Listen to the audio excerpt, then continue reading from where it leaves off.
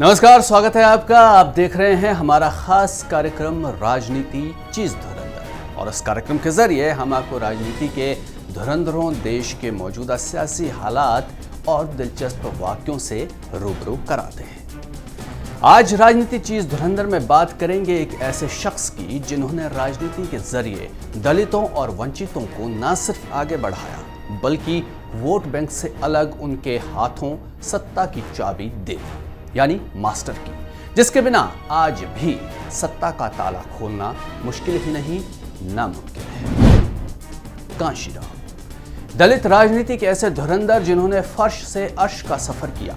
दलितों को vote bank के रूप में इस्तेमाल करने वालों के लिए कांशीराम एक सबक भी थे और एक चेतावनी भी कि बस बहुत हुआ।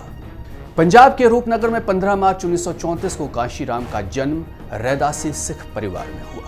दरअसल रैदासी समाज ने सिख धर्म अपना लिया था, जिस कारण उन्हें रैदासी सिख परिवार कहा गया। कांशीराम भाई बहनों में सबसे बड़े थे। घर में गरीबी थी लेकिन तालीम पर पाबंदी नहीं। ग्रेजुएशन के बाद 22 साल की उम्र में 1956 को वो पुणे में defence research and development organisation यानी DRDO में असिस्टेंट साइंटिस्ट बने।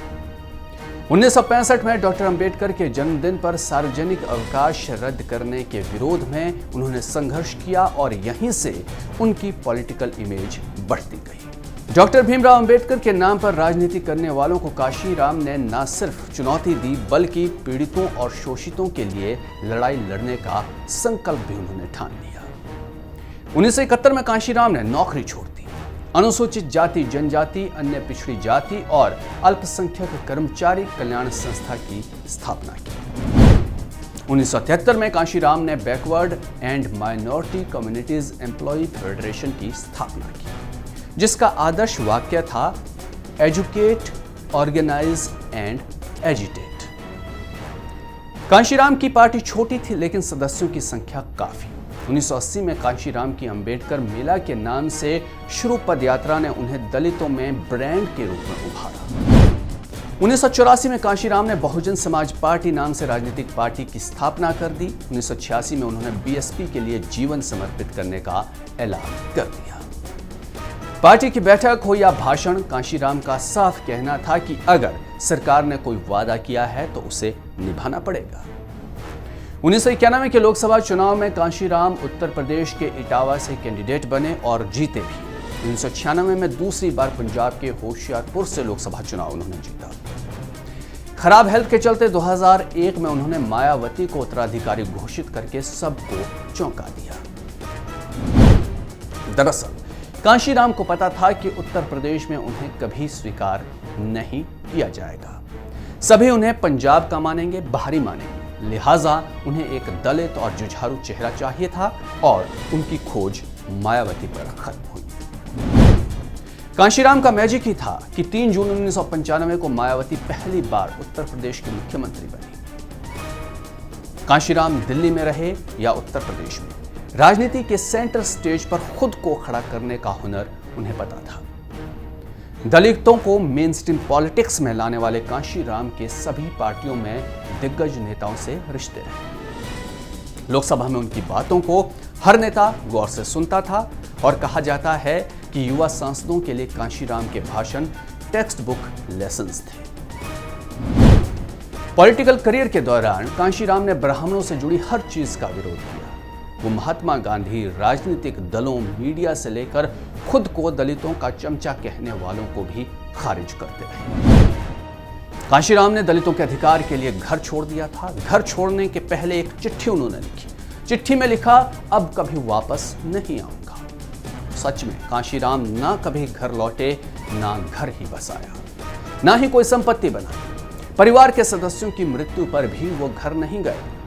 घर वालों ने काफी जिद की लेकिन धुन के पक्के कांशीराम मुकर गए। कांशीराम भले ही दलितों के उत्थान की बात करें लेकिन 90 के दशक में BSP का नारा था ठाकुर ब्राह्मण बनिया चोर, बाकी सब हैं DS4, यानी तिलक तराजू और तलवार, इनको मारो जूते जाओ। इन नारों के जरिए BSP दलितों के साथ ही OBC की पार्टी बनने लगी थी। 1996 में कांग्रेस के साथ BSP का गठबंधन भी हुआ। या फिर मायावती को बीजेपी से गठजोड़ कर सीएम बनाना हो, या फिर 2007 में अपने दम पर पूर्ण बहुमत की सरकार बनाना। सबके पीछे कांशीराम के दिन रात की मेहनत, रणनीति और बुलंद इरादे थे। वो बीएसपी के कट्टर दुश्मन समाजवादी पार्टी से भी समझौता करने से नहीं हिचकिचाए। कांशीराम दलितों के लिए राजनीति में खींची गई लक्ष्मण रेखा को पार करना चाहते थे। उनको पता था कि दलितों को हक दिलाने के लिए नए सिरे से तमाम सामाजिक प्रतीक, किस्से और नायक उन्हें देने होंगे। कांशीराम के लिए एक नारा लगता था, बाबा तेरा मिशन अधूरा, कांशीराम करेगा पूरा। या ये नारा जो था, ये कहीं ना कहीं कांशीराम को भीमराव अंबेडकर के पैरेलल खड़े करने की कोशिश थी। कांशीराम को पता था दलितों के सामने स्वर्ण ही विरोधी के तौर पर नहीं खड़े हैं, कांग्रेस भी जनजात दुश्मन है। लिहाजा कांशीराम ने साल 1982 में एक किताब लिखी थी और उस किताब का टाइटल दिया था the chamcha age and era of the stooges. और किताब के जरिए कांशीराम ने कांग्रेसी दलित नेताओं की धज्जियां उड़ा दी थी। राजनीति के पावर ब्रांड पॉलिटिकल फिगर के रूप में कांशीराम ने खुद के लिए मिनिमम रिसोर्सेज यूज किए। उन्हें लोगों से 1-to-1 मिलना पसंद था। एक दफा पूर्व प्रधानमंत्री अटल बिहारी वाजपेयी ने कांशीराम को राष्ट्रपति बनने का प्रस्ताव दिया, लेकिन कांशीराम ने इनकार करते हुए बीएसपी का नारा उन्हें याद दिलाया, जिसकी जितनी संख्या भारी उसकी उतनी हिस्सेदारी। मतलब साफ था, कांशीराम दलित की चौखट तक सत्ता को लाना चाहते थे। वो राष्ट्रपति बनकर खामोशी से नहीं बैठने वाले थे। 9 अक्टूबर 2006 को आखिरी सांस लेने वाले कांशीराम ने अपने राजनीतिक सफर में लाखों लोगों को अपने साथ जोड़ा। हाथी के चुनाव चिन्ह वाले झंडे के साथ सैकड़ों किलोमीटर उन्होंने साइकिल चलाई, कई किलोमीटर पैदल भी चले, फटी कमीज पहनकर दलितों की अगुवाई भी की। आज के दौर की राजनीति में कांशीराम जैसे शख्स विरले हैं, जिसने वंचितों को फर्श से अर्श तक पहुंचाया और खुद के लिए शून्य से शिखर तक में सिर्फ शून्य को चुना। कांशीराम की पर्सनैलिटी को एक शेर से समझा जा सकता है, मैं झूठ को सच से क्यों बदलूं और रात को दिन में क्यों खोलूं? क्या सुनने वाला बहरा है? क्या देखने वाला अंधा है? तो ये थी कांशीराम। तो आज राजनीति चीज धुरंधर में बस इतना ही।